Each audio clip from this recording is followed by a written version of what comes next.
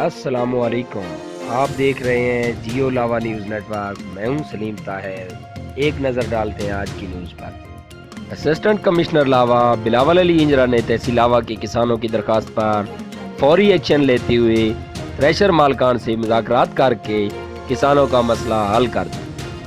اب 2500 روپے کی بجائے 2000 روپے فی گھنٹہ کے حساب سے چارج کیا جائے گا، جس پر اہل لاوا کے کسانوں نے اسسٹنٹ کمشنر لاوا بلاول علی انجرا کو زبردست خراج تحسین پیش کیا۔ بعد میں اسسٹنٹ کمشنر لاوا نے جیو لاوا نیوز نیٹ ورک سے گفتگو کرتے ہوئے بتایا کہ جو بھی تھریشر مالکان زائد چارج کرے تو کسانوں کو چاہیے کہ وہ فوری انتظامیہ سے رابطہ کریں۔